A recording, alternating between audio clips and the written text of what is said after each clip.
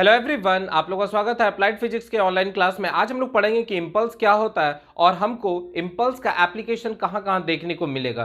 तो इम्पल्स होता क्या है, तो कहता है कि अगर किसी बॉडी पर एक लार्ज अमाउंट ऑफ फोर्स बहुत ही शॉर्ट इंटरवल ऑफ टाइम के लिए लगे तो उसको हम लोग इम्पल्स कहेंगे। जैसे आप एक बॉल को पकड़िए और अपने दीवार पर उस बॉल को मारिए, तो आप नोटिस कर रहे हैं कि जो बॉल है वो बहुत ही शॉर्ट इंटरवल ऑफ टाइम के लिए दीवार पर फोर्स लगा रहा है। यही क्या हो गया, इम्पल्स हो गया। आप जब क्रिकेट खेल रहे होते हैं तो आप नोटिस करते हैं कि आप कैच लेते हैं तो वहां भी बॉल जो है आपके हाथ पर बहुत ही शॉर्ट इंटरवल ऑफ टाइम के लिए इंपैक्ट डालता है, तो वो भी क्या हो गया, इम्पल्स हो गया। एक बॉल का दूसरे बॉल के साथ कोलाइड करना, किसी का टकराना, ये भी एक इम्पल्स का बेस्ट एग्जांपल होता है। तो सिंपल भाषा में समझना है कि अगर कोई लार्ज अमाउंट ऑफ फोर्स किसी बॉडी पर बहुत ही शॉर्ट इंटरवल ऑफ टाइम के लिए लगे तो उसको हम लोग इम्पल्स कहते हैं। तो क्या डिफिनेशन कहता है, ध्यान से सुनेंगे। कह रहा है कि when a large force is acting on a body for a small interval of time then it is known as impulse, और इसी को हम लोग impulsive force भी कहते हैं। ठीक है, आगे कह रहा है impulse is defined as the product of average force and the time interval for which the force act on the body। क्या कह रहा है कि impulse क्या हो गया, तो क्लियर हो गया कि अगर कोई लार्ज अमाउंट ऑफ फोर्स बहुत शॉर्ट इंटरवल ऑफ टाइम के लिए किसी बॉडी पर लगता हो तो उसको हम लोग इंपल्स कहते हैं। क्लियर एकदम हो गया। अब दूसरा क्या कहता है कि इंपल्स का डिफिनेशन हम दूसरे तरीका से कह सकते हैं कि it is defined as the product of average force. ठीक है, एवरेज फोर्स, इसका मतलब बॉडी पर अगर मान लीजिए आप अपने हाथ को एग्जांपल ले तो आपके हाथ पर जब बॉल को कैच कर रहे हैं तो वहां फोर्स लगा, फिर धीरे धीरे आप पीछे कर रहे हैं, इसका मतलब उस पूरे टाइम में आपका फोर्स का जो मैग्नीट्यूड चेंज कर रहा है, तो वहां हम लोग एक एवरेज फोर्स को मान लेते हैं। तो क्या कर रहा है, impulse is defined as the product of क्या चीज, तो average force and the time interval for which the force act on the body. Impulse क्या है, तो इंपल्स एक वेक्टर क्वांटिटी है और इसको डिनोट करते हैं जनरली हम लोग जे से, और ऊपर में आप तीर बना देंगे तो ये वेक्टर क्वांटिटी को रिप्रेजेंट करेगा। अब इंपल्स बराबर क्या हो गया, फोर्स गुना टाइम। इंपल्स के जगह हम जे लिखते हैं, फोर्स की जगह एफ लिख दिए, आप एवरेज भी लिख सकते हैं, और टाइम बहुत छोटा है इसलिए अगर छोटा टाइम रहता है तो उसको हम डेल्टा टी से नहीं तो स्मॉल डी टी से रिप्रेजेंट करते हैं। क्लियर हो गया। अब देखिए यूनिट का बात होगा तो आप यूनिट यहीं से समझ जाइएगा। ये हो गया फोर्स तो न्यूटन, टाइम है तो सेकंड तो न्यूटन सेकंड। डायमेंशन क्या होगा, तो फोर्स का डायमेंशन ऑलरेडी आप रटे हुए हैं, M L T minus two, एकदम रट जाना है, M L T minus two. आप अपना नाम भूल जाइएगा पर डायमेंशन कभी मत भूलिएगा फोर्स का, M L T minus two. और टाइम है तो टी, तो यहां से देखिए इसका पावर 1 है तो यहां पर -1 हो जाएगा, तो एम एल टी माइनस, क्योंकि ये सब आपके ऑब्जेक्टिव में क्वेश्चन आने का चांसेस काफी ज्यादा है। क्लियर एकदम हो गया। चलिए नेक्स्ट आ जाते हैं इंपल्स मोमेंटम थ्योरम। अब इंपल्स मोमेंटम थ्योरम क्या होता है, तो आप ऑलरेडी पढ़ चुके हैं न्यूटन का 3 लॉ। ठीक है, पहला लॉ इनर्शिया के बारे में बताता है। न्यूटन का फर्स्ट लॉ कहता है कि अगर कोई बॉडी रेस्ट में है तो वो रेस्ट में ही रहना चाहता है, और अगर कोई बॉडी मोशन में है तो वो मोशन में ही रहना चाहता है जब तक उस पर कोई एक्सटर्नल फोर्स उसके कंडीशन को चेंज नहीं करे। ये न्यूटन का फर्स्ट लॉ है। न्यूटन का सेकंड लॉ सबसे इंपॉर्टेंट है। न्यूटन का सेकंड लॉ एक मैथमेटिकल रिलेशन को बताता है। वो बताता है कि न्यूटन का second law, the rate of change of linear momentum of a body is directly proportional to applied force. इसका मतलब है कि मोमेंटम हम लोग पढ़े थे, तो मोमेंटम क्या था कि कोई भी बॉडी अगर स्ट्रेट लाइन में जा रहा है और अपने मोशन को कंटेन किया हुआ है तो उसको हम लोग मोमेंटम कहते हैं, और मैथमेटिकली वो प्रोडक्ट था मास गुना वेलोसिटी का। तो रेट का मतलब टाइम, तो मोमेंटम का टाइम के रेस्पेक्ट में किस तरह से जो चेंज होता है वो डायरेक्टली किसको रिप्रेजेंट करता है, फोर्स को। तो न्यूटन का सेकेंड लॉ कहता है कि the rate of change of linear momentum of a body is directly proportional to applied force. तो यहां पर लिख देंगे according to Newton second law of motion, F is equal to rate of change of linear momentum. इसको यहां cross multiply कर दिए तो F into D T into DP. तो यहीं से तो आपको दिख रहा है F into D T, F into D T impulse हो गया। अब देखिए डीपी क्या है, चेंज इन मोमेंटम। अगर हम किसी बॉडी को कंसीडर करें, मान लीजिए ये बॉडी कहीं से आ रहा होगा, हमको नहीं मालूम है, ये बॉडी जो है वो कहीं से लुढ़कते हुए आ रहा है, तो इसके पास अपना मास होगा, इसके पास अपना वेलोसिटी होगा। हम इसको यहां से एक रेफरेंस पॉइंट मान लिए ए, तो हम कहेंगे कि क्योंकि हम यहीं से इसका पढ़ाई कर रहे हैं तो टी का मान जब जीरो है, जहां से हम स्टार्ट करते हैं उसको हमेशा टी कहते हैं, टी बराबर जीरो। और इस समय हो सकता है ये बॉडी कहीं से आ रहा होगा तो इसके पास जो मोमेंटम होगा उसको हम लोग P1 कह दिए। थोड़ी देर के बाद ये बी पॉइंट पर पहुंच गया तो मास तो सेम रहेगा, वेलोसिटी में हो सकता है चेंज होगा, तो इसका मोमेंटम क्या हो गया, P2 हो गया। बात समझ में आ रहा है? तो यहां पर पहुंचने के लिए जो टाइम लगा वो टी, तो इस ये इसका इनिशियल कंडीशन, ये इसका फाइनल कंडीशन। तो हम लोग क्या करेंगे, लेट कर लेंगे अपने मन से कि एट टी बराबर जीरो, मतलब इनिशियल कंडीशन पर टाइम हम जीरो माने थे, तो उस समय उस बॉडी का जो मोमेंटम था वो P1 था। फिर थोड़े देर के बाद इतने दूर के लिए टाइम लगा डेल्टा टी। फिर जब टाइम टी हुआ तो यहां का मोमेंटम कितना हो गया, P2 हो गया। तो हम लोग क्या करेंगे, इसको इंटीग्रेट कर देंगे कि यहां से यहां तक में कितना मोमेंटम का चेंज हुआ। तो उसके लिए क्या करते हैं, हम लोग इंटीग्रेशन का यूज करते हैं, मैथ का इंटीग्रेशन फॉर्मूला का यूज करते हैं। इंटीग्रेशन करता क्या है, तो यहां से यहां तक के सम को बताता है। इंटीग्रेशन के लिए हम लोग इस तरह से एरो बना देते हैं, ठीक है।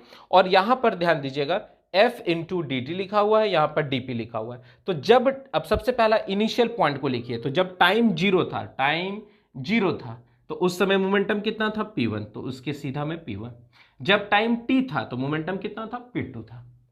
अब याद रखना है, मैथ में एक फॉर्मूला होता है कि अगर dx का इंटीग्रेशन करते हैं तो हमको x मिलता है, तो उसी तरह dp का जब हम लोग इंटीग्रेशन करेंगे और इसमें अगर लिमिट लिख देते, इसको लिमिट कहते हैं ab, तो यहां इसको बिग ब्रैकेट के अंदर लिखा जाता है ab। तो ये होता है, पहले अपर लिमिट x की जगह पुट कीजिए माइनस लोअर लिमिट पुट कीजिए। क्लियर है? तो यहां से क्या हो जाएगा, P2 माइनस P1 देख लीजिए, is equal to F, force आपका कांस्टेंट है, इसको बाहर निकाल दें, और dt का इंटीग्रेशन करेंगे तो फिर t होगा कहां से, जीरो से लेकर t तक, तो यहां से ये t आएगा। ये t जो है एक स्मॉल इंटरवल ऑफ टाइम को रिप्रेजेंट कर रहा है, इसलिए f इंटू डी टी कह रहे हैं, और f इंटू डी टी को ऑलरेडी हम लोग क्या कह रहे हैं, इंपल्स कह रहे हैं। तो यहां से कंक्लूजन क्या निकला कि द रेट, यहां पर चेंज इन मोमेंटम, रेट नहीं बोलेंगे, change in momentum is equal to the impulse. तो हम कह सकते हैं impulse of a force is equal to the change in momentum.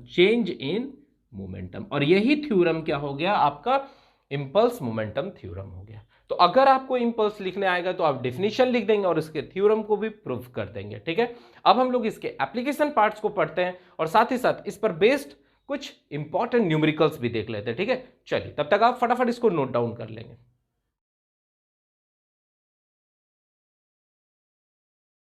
चलिए, अब हम लोग नेक्स्ट आ जाते हैं एप्लीकेशन ऑफ इंपैक्ट। तो इंपैक्ट का बहुत सारा एप्लीकेशन आपकी जनरल लाइफ से देखने को मिलता है। अगर एग्जांपल के तौर पर, अगर मान लीजिए आप बाइक में ट्रेवल कर रहे हैं या बाइक चला रहे हैं और बाइक हाई स्पीड से जा रहे हैं और कहीं गड्ढा मिल रहा है, तो आप नोटिस करते हैं कि आपके बाइक में जो सॉकर लगा हुआ है, वो जो फोर्स, झटका वाला फोर्स आपके ऊपर लगने वाला था, उसके टाइम के इंटरवल को बढ़ा देता है, जिससे कि आपको कम झटका महसूस होता है। तो वो भी एक इंपल्स का केसेस हो गया। तो यहां पर आप समझिए, इसको ध्यान से सुनेंगे, impulse is the impact of force, मतलब आपको कितना फोर्स महसूस हो रहा है किसी दूसरे बॉडी के द्वारा, वही आपके इंपल्स को बताता है। जैसे अगर आप क्रिकेट खेले होंगे या क्रिकेट मैच देखते होंगे तो वहां आप नोटिस करेंगे कि जो प्लेयर अगर कैच करता है तो वो अपने हाथ को पीछे कर लेता है। क्यों? क्योंकि अगर वहीं पर हाथ को पकड़ के या वहीं पर रख के कैच करेगा तो एक लार्ज अमाउंट ऑफ फोर्स आपके हाथ पर बहुत ही कम समय के लिए बहुत ज्यादा लगेगा। इसका मतलब है कि अगर आप हाथ पीछे करते हैं तो आप टाइम को बढ़ा रहे हैं, और टाइम जो इंपैक्ट इसमें लग रहा है, जो फोर्स इसमें लग रहा है, उसका टाइम इंटरवल बढ़ रहा है, जिसके कारण आपको इंपैक्ट, मतलब जो फोर्स का प्रभाव है, वो कम महसूस होगा। क्लियर है? तो कुछ मेजर एप्लीकेशन क्या है, तो कह रहा है कि एक cricket player lower his hand while catching the cricket ball, मतलब जो क्रिकेट प्लेयर है वो अपने हाथ को पीछे की ओर ले जाता है, इसलिए ले जाता है कि जब वो कैच करता है, बॉल आता है, तो बॉल काफी फोर्स से आपके तरफ आ रहा है। तो अगर आप अपने हाथ को यहां रखे हुए तो लार्ज अमाउंट ऑफ फोर्स जो है आपके हाथ पर इंपैक्ट होगा। इसका मतलब बहुत कम समय के लिए लार्ज अमाउंट ऑफ फोर्स लगा। पर अगर आप पीछे ले जा रहे हैं, इसका मतलब बॉल के साथ साथ आप अपने हाथ को भी पीछे ले जा रहे हैं, तो टाइम इंटरवल अगर आपका बढ़ गया तो उसमें जो इंपैक्ट फोर्स लग रहा है, जो फोर्स का प्रभाव है, वो क्या हो जाएगा, कम होगा। तो इंपल्स वहां पर आपको क्या महसूस होगा, कम महसूस होगा। क्लियर हो गया। जैसे यहां पर आप नोटिस करेंगे इंपल्स क्या है, फोर्स इनटू चेंज इन या स्मॉल इंटरवल ऑफ टाइम, जो rate of change of momentum के बराबर। इसका मतलब है कि अगर मान लीजिए आप यहां पर टाइम डेल्टा टी जो है 1 ले लेते हैं तो ये जो फोर्स है वो जितना फोर्स उस पर लग रहा है वो डायरेक्ट उसको इंपल्स महसूस होगा। पर अगर टाइम इंटरवल आप बढ़ा देंगे, जैसे आप 2 कर दिए, तो वहां पर जो इंपैक्ट आपको महसूस होगा वह फोर्स का आधा महसूस होगा। तो जहां भी आप ऐसा एप्लीकेशन देखने को मिलता है वहां मेन कारण होता है कि टाइम इंटरवल को बढ़ा दीजिए, जिससे कि जो फोर्स आपके ऊपर लगेगा वो आपको कम महसूस होगा। क्लियर है। दूसरा आ जाएंगे, When a person fall from a certain height on a cemented floor। आप बहुत बार देखे होंगे, ज्यादातर तो आप मूवी में इसको देखते होंगे कि जो विलेन रहता है उसको पहाड़ से फेंक दिया, उसको 4 बिल्डिंग या 10 मंजिला से नीचे फेंक दिया और तुरंत वो नीचे आता है और कस के एक लार्ज अमाउंट ऑफ फोर्स उस सरफेस पर उसको महसूस होता है। मान लीजिए अगर कोई बिल्डिंग से किसी आदमी को गिरता है और ये आपका सीमेंटेड सरफेस है, सॉलिड सरफेस है, चाहे वो आपका रोड रहे या आपका फ्लोर रहे, यहां पर अगर लार्ज अमाउंट ये चूंकि ये बॉडी नीचे गिर रहा है तो यहां पर इसको बहुत कम समय के लिए लार्ज अमाउंट ऑफ फोर्स महसूस होगा।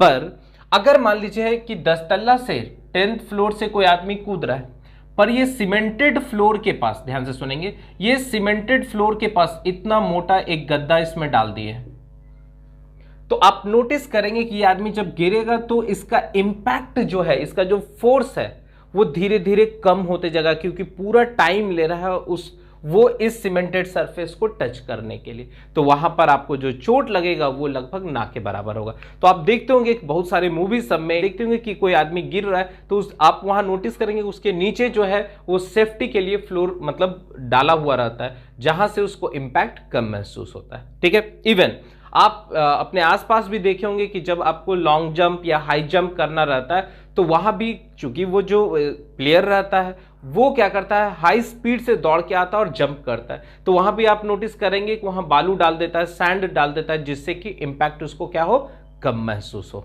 ठीक है। तीसरा क्या है, the vehicle like bike, car, bus, truck are provided with shocker. Shocker लगा रहता है, इसका मतलब है कि अगर कोई गाड़ी गड्ढा से होते हुए जा रहा है तो उस पर जो फोर्स, इंपैक्ट फोर्स लग रहा है वो कम लगेगा, क्योंकि अगर सॉकर आप नोटिस करेंगे तो ये धीरे धीरे कॉम्प्रेस्ड हो रहा है। तो देखिए अगर सॉकर नहीं रहता तो एक bag large amount of force आप पर लगता है, जैसे गड्ढा में गए तो आपको तुरंत ऊपर फेंक देता, पर आप नोटिस कर रहे हैं सॉकर है इसलिए वो जो फोर्स आप पर लग रहा है वो कम लग रहा है, तो इंपैक्ट भी वहां पर क्या हो रहा है, कम हो रहा है। क्लियर हो रहा है।